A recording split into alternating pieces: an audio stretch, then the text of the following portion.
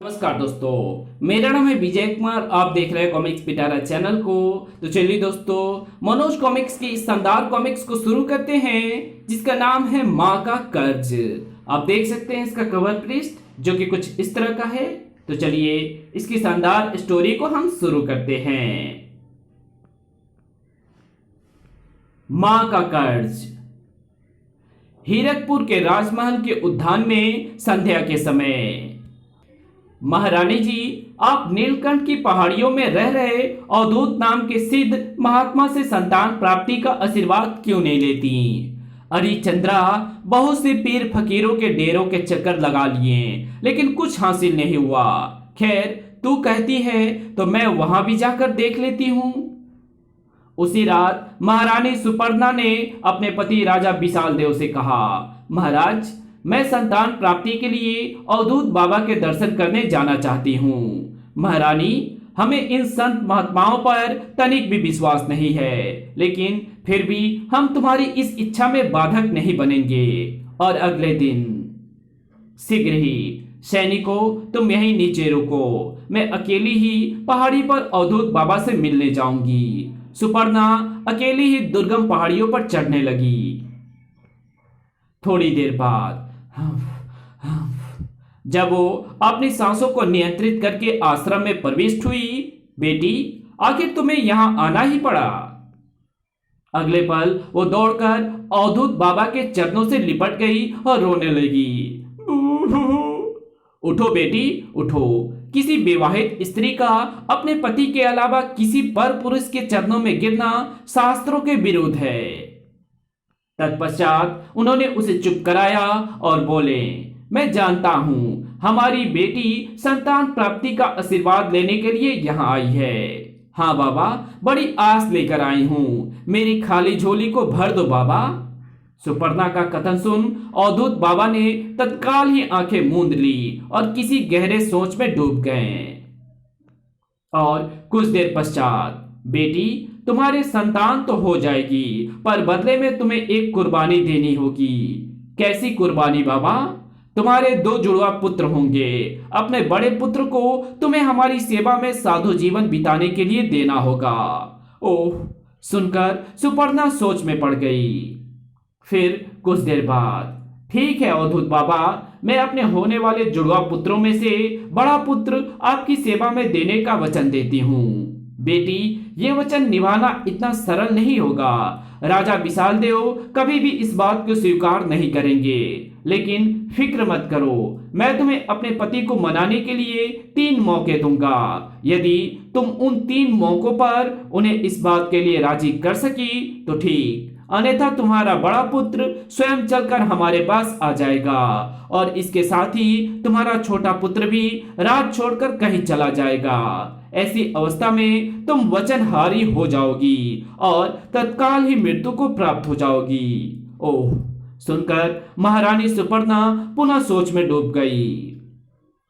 थोड़ी देर बाद, बाबा, मैंने अच्छी तरह सोच लिया है, मुझे अपने जीवन की कीमत पर भी संतान चाहिए। बेटी, हमें तुमसे ऐसे ही उत्तर की आशा थी। जाओ, आज से ठीक 9 माह पश्चात तुम्हारी कोख से चांद और सूरज जैसे 2 सुंदर पुत्र उत्पन्न होंगे।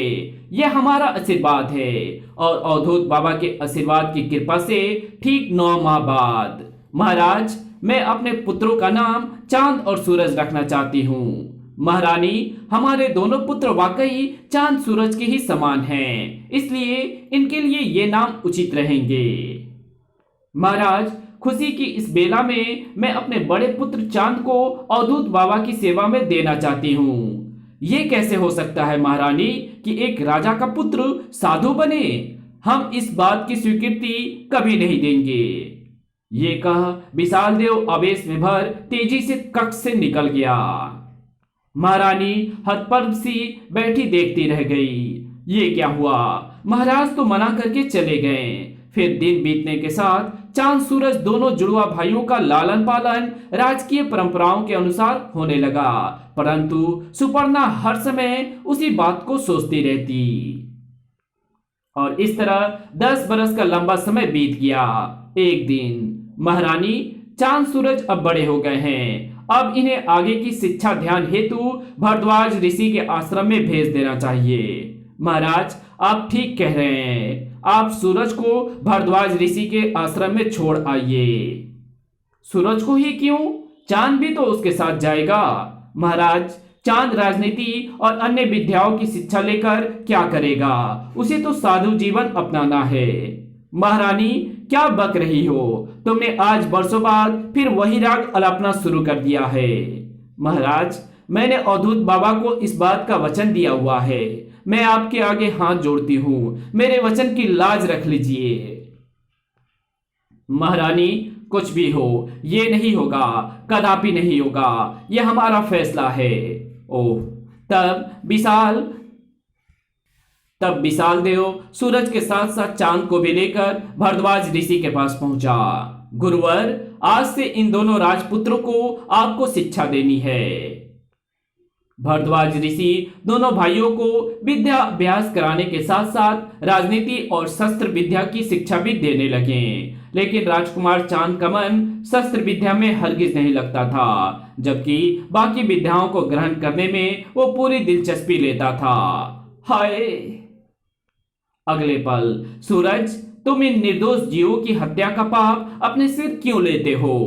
चांद, जंगली जीव जंतुओं का शिकार करना तो राजपुत्रों और वीरों का कर्तव्य है और ऐसा करने में कोई पाप नहीं होता। सूरज, ये गलत है। जब हम किसी को जीवन दे नहीं सकते तो किसी का जीवन लेने का हमें क्या अधिकार है? अपना ज्ञान तुम अपने ही पास रखो चांद। मैं तो वही करूंगा जो मुझे अच्छा लगेगा। इस प्रकार 10 वर्ष बीत गए। एक दिन, पुत्रों, तुम दोनों की शिक्षा पूर्ण हो चुकी है। चलो, अब तुम्हें हीरकपुर तुम्हारे पिता के पास छोड़ आऊं। जो आज्ञा गुरुदेव। भरद्वाज ऋषि चांद सूरज के साथ अगले दिन ही हीरकपुर जा पहुंचे। राजन, तुम्हारे दोनों पुत्रों की शिक्षा पूर्ण हो गई है। गुरुदेव, मेरे पुत्रों को शिक्षित कर आपने मेरे ऊपर बड़ा उपकार किया है। राजा विशाल देव ने आदर सहित भरद्वाज ऋषि को अपने महल के विशिष्ट अतिथि गृह में ठहराया।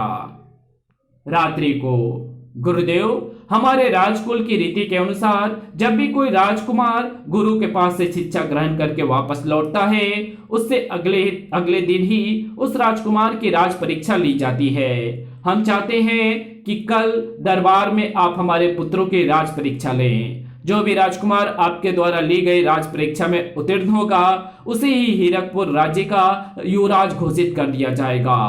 राजन, तुम्हारा विचार अत्यंत उत्तम है। अगले दिन, पुत्रों, मैं तुम्हारी 2 परीक्षाएं लूंगा। क्या तुम दोनों परीक्षा देने को तैयार हो? हाँ गुरुदेव।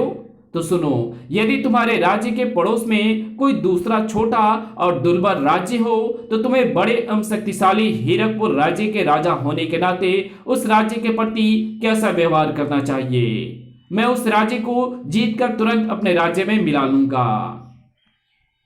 मैं उस राज्य की सहायता करके उसे भी एक शक्तिशाली और समृद्ध राज्य बनाने का प्रयत्न करूंगा। गुरुदेव, चांद का विचार मूर्खतापूर्ण है। अगर छोटा एवं दुर्बल राज्य शक्तिशाली हो गया तो वो शक्तिशाली होकर हम पर आक्रमण करने का प्रयत्न करेगा। चांद, तुम इस विषय में क्या कहोगे?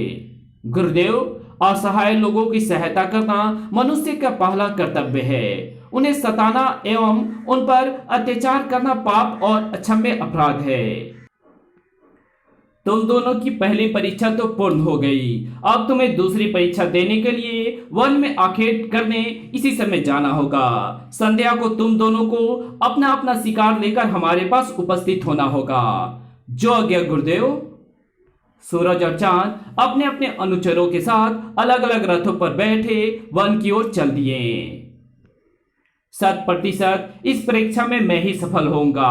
मैं जानता हूं कि अहिंसावादी चांद किसी भी सूरत में किसी भी जीव का अखेट नहीं कर पाएगा। फिर सूरज अपने दल के साथ सांझ तक वन में अखेट के लिए मारा मारा फिरता रहा, किंतु उसे पूरे दिन में एक भी जानवर वन में दिखाई ना दिया। आज वन के सारे जानवर कहां चले गए? उन्हें धरती खा गई या आसमान निगल गया? क्रोध में भर वो खाली हाथी निराशा सा वन से हीरकपुर की ओर वापस लौट पड़ा, लेकिन साथ ही वो प्रसन्न भी था। मुझे कोई शिकार हाथ न लगा तो क्या हुआ? चांद भी तो वन से खाली हाथ ही वापस लौटेगा। इस प्रकार इस दूसरी परीक्षा में मेरी जीत ना होगी तो हार भी ना होगी। इन्हीं सोच विचारों में डूबा वो हीरकपुर आ गया। संध्या हो चुकी थी, इसलिए भारद्वाज ऋषि अतिथि गृह के अपने कक्ष में विश्राम कर रहे थे। विशाल देव भी उनके कक्ष में बैठे हुए थे। गुरुदेव, संध्या हो चली है। दोनों राजकुमारों में से अभी तक कोई भी आखेट खेलकर वन से वापस नहीं लौटा है। चिंता न करिए राजन, दोनों राजकुमार वन से आते ही होंगे। उसी समय सूरज ने उनके कक्ष में प्रवेश किया। ये क्या पुत्र, तुम तो खाली हाथ ही आए हो। गुरुदेव, आज ना जाने क्यों वन में कहीं कोई जानवर ही दिखाई नहीं दिया। इस कारण मुझे वन में अपना पराक्रम दिखाने का अवसर ही न मिला। तभी चांद भी वहां पहुंचा। ये क्या चांद, तुम भी खाली हाथ आए हो? ये अहिंसावादी शिकार कैसे कर लाया? गुरुदेव, मैं 2 शिकार लाया हूं। पुत्र, कहाँ है तुम्हारे दोनों शिकार? तब चांद के कहने पर कक्ष के बाहर खड़े उसके दोनों अनुचर कक्ष में आए। गुरुदेव, मैं वन में से इन्हीं 2 जानवरों का शिकार करके लाया हूं। लेकिन चांद बेटे, ये दोनों जानवर तो जीवित हैं, फिर इन्हें शिकार कैसे कह रहे हो? गुरुदेव, आज जब मैं वन में गया तो सूरज के डर से डरे सहमे जीव जंतु को मैंने प्यार से अपने पास बुलाया तो ये दोनों बेझिझक मेरे पास आ गए। गुरुदेव, मेरे विचार से शिकार करने का ये मतलब नहीं है कि किसी निर्दोष जानवर को तीर कमान से मारकर ही उस पर विजय हासिल की जाए। स्नेह एवं प्यार से भी तो किसी पर विजय हासिल की जा सकती है। चांद बेटे, हमने तुम्हारी एवं सूरज की बातें सुन ली है। अब तुम दोनों जाओ, कल हम परीक्षा का परिणाम घोषित करेंगे। तब चांद तो कक्ष से निकलकर सीधा अपने कक्ष की ओर चला गया, लेकिन सूरज भारद्वाज ऋषि के कक्ष के बाहर ही रुक गया। मुझे पिताजी, महाराज एवं गुरुदेव की बातें छिपकर सुननी चाहिए। वो द्वार के समीप ही छिपकर खड़ा हो गया। इधर कक्ष के अंदर विशाल देव भारद्वाज ऋषि से कह रहा था, गुरुदेव, अब बताइए इन दोनों में से कौन युवराज बनने के योग्य है? राजन, यूं तो दोनों ही अपने अपने स्थान पर योग्य हैं, पर जो महानता चांद में है वो सूरज में नहीं है। इसलिए मैं बेखटके कह सकता हूं कि राजकुमार चांद ही हीरकपुर का युवराज बनने के योग्य है। ठीक है गुरुदेव, हम कल ही चांद को युवराज घोषित कर देंगे। तो यहाँ चांद को युवराज बनाने की तैयारी की जा रही है। ये तो मेरा सरासर अपमान है। अब मैं यहाँ रहकर अपमान सहने की बजाय हीरकपुर छोड़कर कहीं अन्यत्र चला जाऊंगा। फिर वो क्रोध में भरकर वहां से अपने कक्ष में चला गया। इधर भारद्वाज ऋषि से विदा ले विशाल देव सीधा चांद के कक्ष में पहुंचा। बधाई हो चांद बेटे, कल तुम हीरकपुर के युवराज घोषित किए जाने वाले हो। यह क्या कह रहे हैं पिताजी? महाराज, मैं इस योग्य कहाँ? चांद बेटे, ये तुम्हें नहीं पता, हमें पता है कि तुम किस योग्य हो। हीरकपुर का युवराज तुम जैसा ही होना चाहिए। पिताजी महाराज, आप सूरज को ही युवराज बना दीजिए ना, मुझे ये राजपाट नहीं चाहिए। तुम्हें युवराज बनाने का निर्णय गुरुदेव द्वारा लिया जा चुका है, जिसे बदला नहीं जा सकता। ये कहा विशाल देव चांद के कक्ष से बाहर निकल गए। विशाल देव तो चले गए, पर चांद को असमंजस में डाल गए। मैं सूरज की आदत के विषय में अच्छी तरह जानता हूँ। जब वो इस बात को जानेगा तो ईर्ष्या में कुछ भी कर गुजरेगा। क्या मेरा युवराज बनना उचित रहेगा? अभी चांद बैठा हुआ ये सब सोच ही रहा था कि चांद, मैं कब तक तुम्हारी प्रतीक्षा करता रहूंगा? उठो, आज मैं तुम्हें पुकार रहा हूँ। मेरी आवाज के पीछे पीछे चले आओ। उठो चांद, उठो। इस आवाज में ना जाने कैसी शक्ति थी कि उससे बंधा चांद उठा और मंत्र मुक्त सा उस आवाज के पीछे पीछे चल दिया। वो आवाज लगातार उसका मार्गदर्शन कर रही थी, चांद दाएं मुड़ जाओ। फिर उस अदृश्य आवाज का पीछा करता हुआ वो महल से बाहर आ गया। चांद, अब सीधे चलते चलो, बिल्कुल सीधे। और चांद नगर की सड़क पर चलता हुआ शीघ्र ही राज्य की सीमा से दूर निकल गया। इधर विशाल देव महारानी सुपर्णा के कक्ष में पहुंचा। महारानी, कल तुम्हारा बड़ा बेटा चांद हीरकपुर का युवराज बनने वाला है। क्या? इस तरह क्यों चौंक गई महारानी? क्या चांद का युवराज बनना तुम्हें अच्छा नहीं लगा? महाराज, लगता है मेरा अंतिम समय निकट आ गया है। ये तुम क्या कह रही हो महारानी? महाराज, यदि आप मुझे जीवित देखना चाहते हैं तो चांद को अवधूत बाबा को सौंप दो और सूरज को हीरकपुर का युवराज बना दो। सुपर्णा, लगता है तुम्हारा दिमाग फिर गया है।